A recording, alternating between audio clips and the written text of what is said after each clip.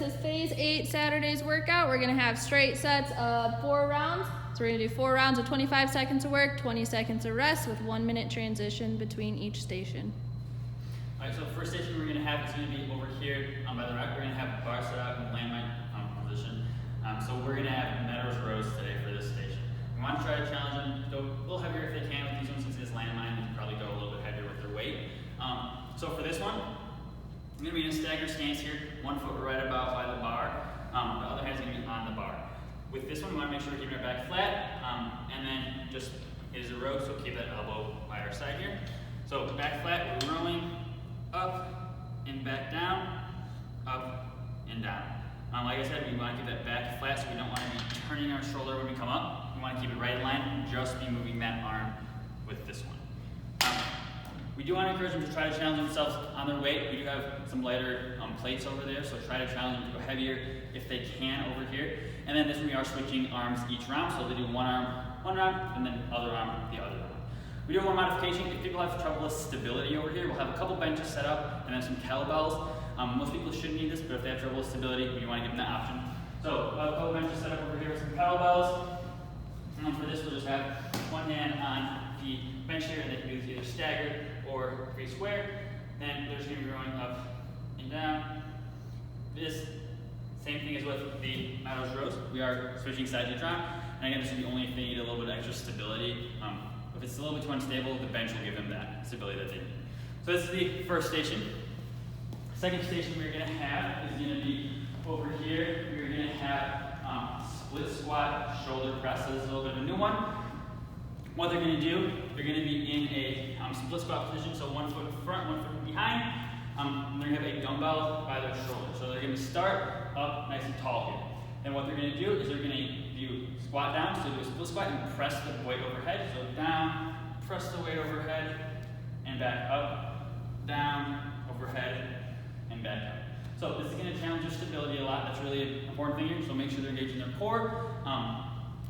And then getting all the way down that pad, we do want to make sure they're actually squatting. So all the way down. As they go down, then we're going up, all the way overhead, and back up. We are switching sides each round for this one as well. If someone has any shoulder issues so they can't go overhead, they can't do this. We're going to have them hold it in a rack position and just do a split squat, so a single dumbbell split squat if they can't go overhead. One thing to note, if they're not pressing overhead, they probably can go heavier. Since it is a shoulder press, they're not going to go quite as heavy as they could for a regular split squat. But if they're not doing that shoulder press, they have shoulder issues, we want them to go heavier for that one. And then if they have trouble with this, they can just do a regular split squat, try to work on that base of stability. So they can hold on to something here, regular split squat, a little bit easier, just to work on that base stability before they progress it. Like I said, this one is switching sides each round as well. So third station we're going to have is going to be over here on the turf. We're going to have slider single leg deadlifts. So this is something that we had this month on one of the days. What we're going to have for this, we're going to have a medicine ball squeezing the medicine ball. They're going to have their toe on a slider on 1 foot. So what they'll have for this, they will have the weight squeezing here, 1 foot, when they're sliding it back, keeping that weight on the front foot, hinging at the hips, and back up. We want to make sure we're hinging at the hips, so this one is going to take some practice for newer people, but we want to make sure we're not going like this. We don't want to be bending that front knee. We want the weight on it and hinging back. That back foot should be almost weightless, so you should be able to pick it up. All the weight should be on the front foot in this movement. This one we are switching sides each round. If someone has trouble with the slider, we can do without a slider, so we can just put that foot a little behind, practice that hip hinge movement, keeping that weight on the front foot before we introduce the slider. It's a little bit more of a challenge to the stability, a little more of a challenge than the slider, so they need to progress to that. We'll have them do that before we progress to the slider on this one. Okay, next exercise was, quick. All right, so the next one we're going to have is going to be pledge planks. So we're going to be over here on the turf for pledge planks. If people want to, they can have their hands up on the rubber if they need to, if the turf is bothering them. But this is where we're going to be right in the middle here. We're doing regular pledge planks. Have those feet shoulder width, just reaching for the opposite shoulder. Work on that core stability, that rotary stability here. So just reaching for the opposite shoulder under control.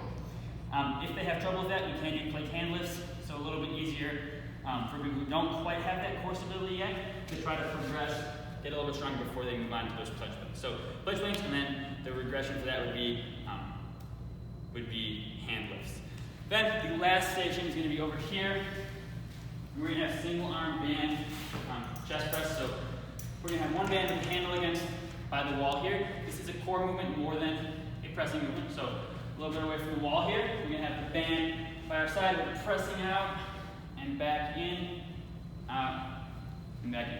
Biggest thing with this, we don't want the band to take us back. So keep those shoulders square, be pressing that band out and back. Make sure we're squeezing it in the middle. And then this is when we are switching sides each round.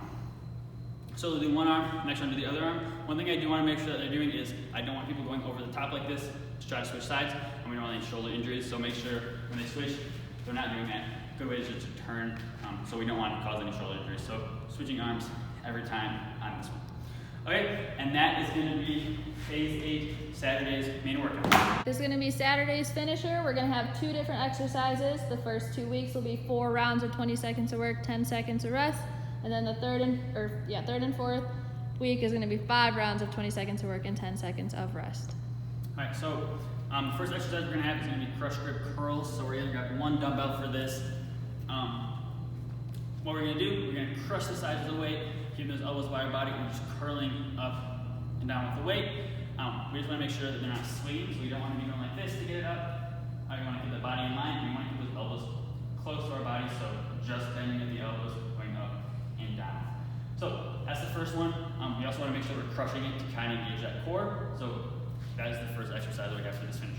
Second finisher exercise is going to be the close grip push-ups. So almost like diamond push-ups, what we're going to do is make a diamond, go a little bit wider with our hands. So not quite a diamond, so a little bit wider, but still pretty close.